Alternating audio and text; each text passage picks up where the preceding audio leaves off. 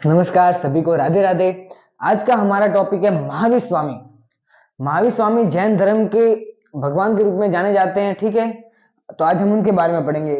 महावीर स्वामी से रिलेटेड कुछ बातें सभी लोगों को अवश्य रूप से जाननी चाहिए कि उनका जन्म कहाँ हुआ था, पिता का नाम, माता का नाम, भाई का नाम, बचपन का नाम क्या था, पत्नी का नाम क्या था, पुत्री का नाम क्या था, उन्होंने गृह त्याग यानी संन्यास कब लिया था। ये चीजें आपको मुख्य रूप से याद होनी चाहिए। चलो एक एक करके देख लेते हैं। जन्म कब हुआ था? तो जन्म हुआ तो 540 ईसा पूर्व में। और कहां हुआ था? तो कुंडल ग्राम में।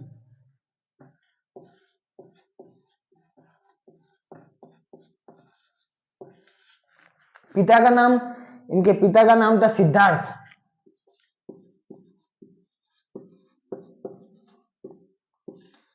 सिद्धार्थ जो कि वज्जी संघ के राजा थे, वज्जी संघ के राजा, ठीक है। माता का नाम था त्रिशला।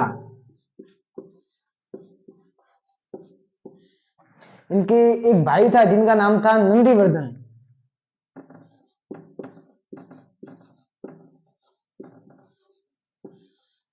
और इनके बचपन का नाम था वर्धमान। ये सवाल इंपॉर्टेंट है, इनके बचपन का नाम क्या था? तो वर्धमान नाम था।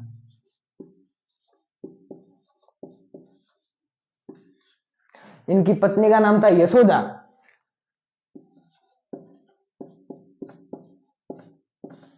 इनकी एक पुत्री थी जिनका नाम था प्रियदर्शना।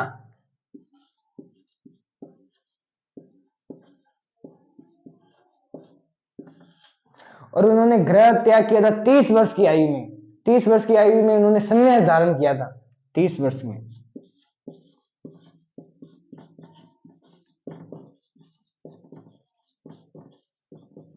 ये चीजें आपको अवश्य रूप से याद होनी चाहिए कि जन्म कब हुआ, पिता का नाम, माता का नाम, भाई का नाम, बचपन का नाम, पत्नी का नाम, पुत्री का नाम और गृह त्याग। ये चीजें मुख्य रूप से पूछी जाती है, तो इसलिए ये चीजें आपको अवश्य ध्यान होनी चाहिए, ठीक है। इसके अलावा इनकी जो पुत्री थी प्रियदर्शना, ठीक है। इनकी पत्नी का नाम था जामालिया, कहीं पर जमाली नाम भी मिलता है, ठीक है।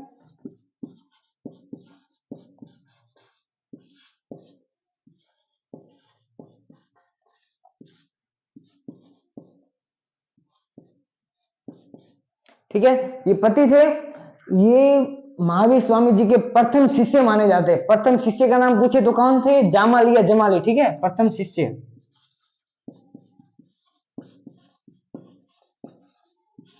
ठीक है, ये चीज भी आपको ध्यान रखनी है। इसके अलावा प्रथम शिष्य तो हो गया जामाली, और प्रथम शिष्या ये भी तो पूछते हैं ना, शिष्या कौन थे? प्रथम शिष्या, शिष्या का नाम ध्यान रखना, चंदना, ठीक है। अब इनको ज्ञान प्राप्ति कब हुई थी? ठीक है, ये भी आपको मुख्य रूप से ध्यान होना चाहिए। तो ज्ञान प्राप्ति,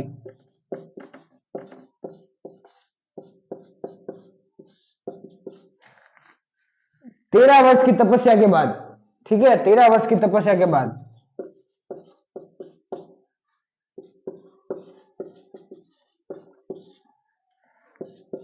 कौन सी नदी के किनारे? रिजुपालिका नदी के किनारे, ठीक है। कौन सी नदी? नदी का सवाल बनता है कि कौन सी नदी के किनारे उनको ज्ञान की प्राप्ति हुई थी? तो रिजुपालिका नदी के किनारे।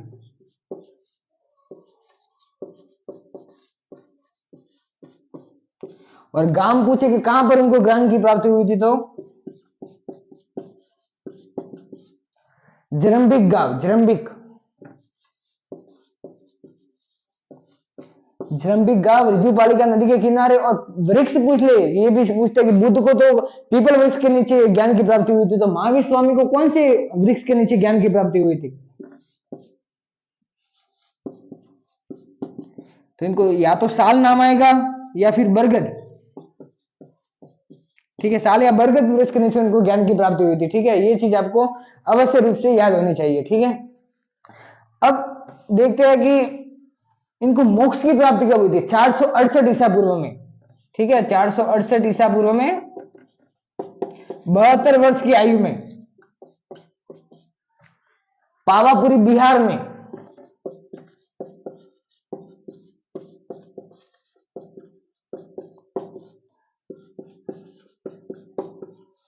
मोक्ष की प्राप्ति हुई थी, ठीक है। ये सवाल लास्टवा सवाल बनता है कि इनकी मृत्यु या उनको मोक्ष की प्राप्ति कब हुई थी, ठीक है। इसके अलावा कुछ और चीजें आपको याद रखनी है कि इनको उन्होंने अपना प्रथम उपदेश कब कहां दिया था?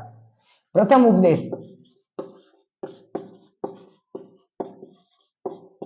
इन्होंने अपना प्रथम उपदेश दिया था विपुल चूल की पहाड़ी।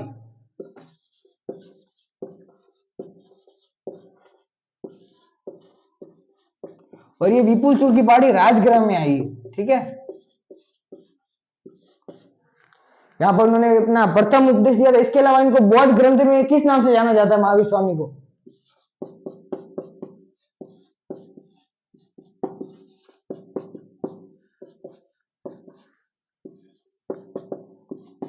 इनको बौद्ध ग्रंथों में निकुंजनाथ बुद्ध कहा जाता है, ठीक है।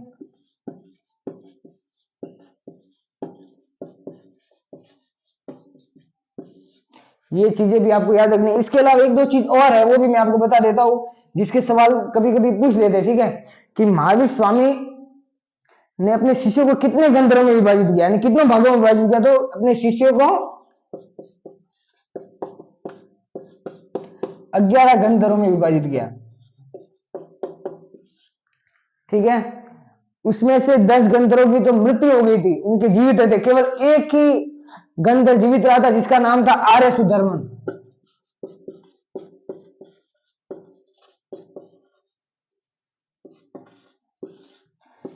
आर्य सुधर्मन को जैन धर्म का प्रथम उपदेशक माना जाता है।